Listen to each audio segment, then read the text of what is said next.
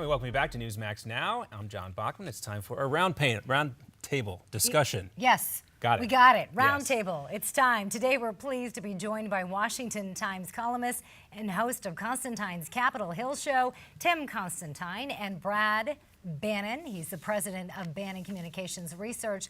Thanks so much for joining us, guys. Thanks for having me on the show. All right, Tim, well, let's start with you. We want to take a look at your column in the Washington Times. You recently interviewed Alabama Congressman Mo Brooks, a conservative. He was a guest on your radio show, pointing to the fact that Marco Rubio is going to face some problems during this presidential primary about borders and open borders. Is this going to be the biggest hurdle Rubio faces, aside from his comments about gay marriage this week? I think it's going to be a huge hurdle, and I'll tell you why. In 2010, I did an interview with Senator Rubio, then State Senator Rubio, when he was running for that seat, and he said crystal clear, I still have the tape, he said, Tim, pathway to citizenship is just another word for amnesty, and there's no way I can support amnesty.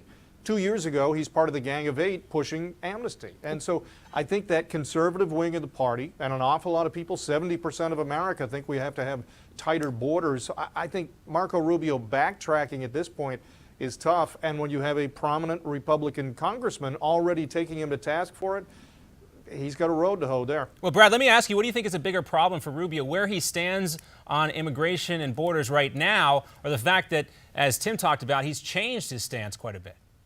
Oh, I think, it's been my experience working in campaigns over the years.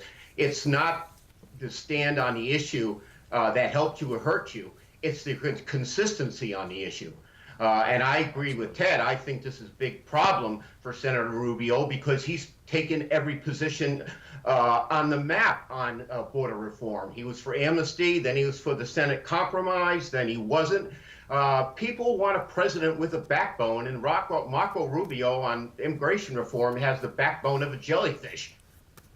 All right, let's move on along now to another topic. The Washington Post weighs in on what some call the far right's new fight against gay marriage. So the Post highlights a group of pro-life activists that are arguing gay marriage is going to lead to an uptick in abortions. They say same-sex marriage leads to lower traditional marriage rates, and therefore statistically unwed women get more abortions than married women do. Let's start with you, Tim. What is your thoughts on that? Is this just an someone outrageous asked me claim? about this. They saw that article and they asked me, and I think it's a stretch. Anytime you have to explain that if A happens, B will happen, and C will happen, and then potentially D will happen, you've got to stretch. I think the bigger concern here is when we talk about children of gay couples, because when you look statistically, there's a whole plethora of studies, but look at the University of Texas study where they show the children of gay students, and this is a huge study of thousands and thousands of people, but the children of gay people, whether you compare them to traditional married couples or to single moms or to divorced couples or stepmoms, doesn't matter who you compare them to, they have higher depression, higher drug use. The simple facts are God created us with a mom and a dad for a reason. Doesn't always work that way. Sometimes something happens, but the idea that a mom and a mom or a dad and a dad provide the exact same, I think that's a bigger concern than trying to promote some gay marriage is going to create abortion issue. I think that's a stretch. Brad, do you agree? Well, I agree with part of it. The argument is ridiculous. If you look at that Post article we referred to, the Post writer points out there are at least 2 scientific studies that show that there's absolutely no correlation between marriage rates and whether a state has same-sex marriage legality or not. So it's a ridiculous claim, and the part I agree with is I believe the Supreme Court is going to declare that ban on gay marriage are unconstitutional. And I think these people realize it, and they're grasping for straws. But these aren't the kind of straws that the Supreme Court is going to consider, especially when they have no evidence to back up their claim. It's ridiculous. Well, Tim, we know that the GOP is already being cast by the Democrats as the less inclusive party, and that they're going to try to run on that from here until Election Day in 2016. And then also we have a story about gay Republicans now saying that they were booted from appearing at a conservative summit in Colorado. These log cabin Republicans say they were not allowed to have a table at the summit because their stance on LGBT issues goes against the core biblical beliefs of the group holding this event. It seems like when this type of stuff happens, it gives fuel to Democrats like Brad for these types of issues that traditionally can tend to blow up in the Republican Party's face.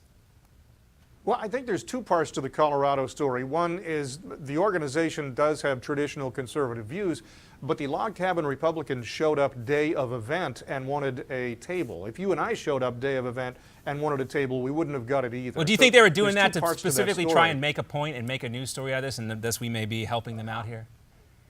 Yeah, I really do, but I think the overall point is a valid one, and that's the Republicans can have a traditional conservative message without being intolerant. We hear the phrase often, what would Jesus do? And Jesus liked embraced the tax collector or embraced the prostitute, not their actions, but he loved the human being. And I think the Republican Party can include people and not necessarily approve of every single behavior they do. I don't agree with every position certain candidates have, but I still like them.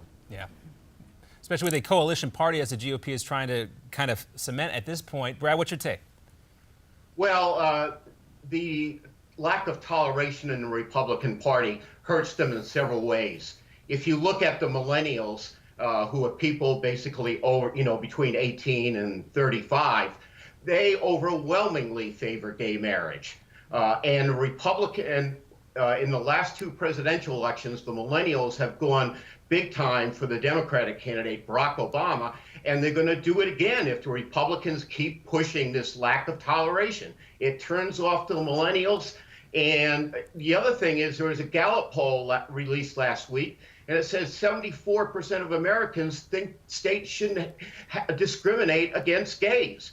And the Republicans are pushing their luck if they want to pull this lack of toleration towards other people with other lifestyles. They're asking for problems. Yeah, we all remember Indiana just a couple weeks ago as well. That is Just true. We have a time final now. note on that. I don't think because you don't approve of something means you are discriminating against. And it's a very clever line the Democrats play, but it's not an accurate one. And the idea that young people are voting Democrats, that you're linking that to gay marriage, maybe, but young people have always skewed to the Democrat Party, whether that was 10 years ago, 20 years ago, 40 years ago. Young people tend to vote Democrat, period. This is true. We have time now for one more topic.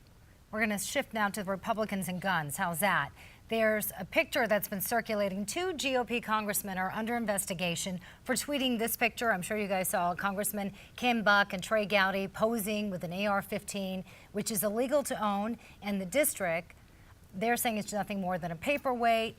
Let's start with you real quickly. Brad, what's your take? Well, this whole concept of congressional corruption is one of the reasons why Congress has a 11% job approval rating. People, for good reason, don't trust the people in Washington. All right, Brad, you say it's congressional corruption, but we're running out of time, and I want to give Tim a chance to respond. 10 seconds.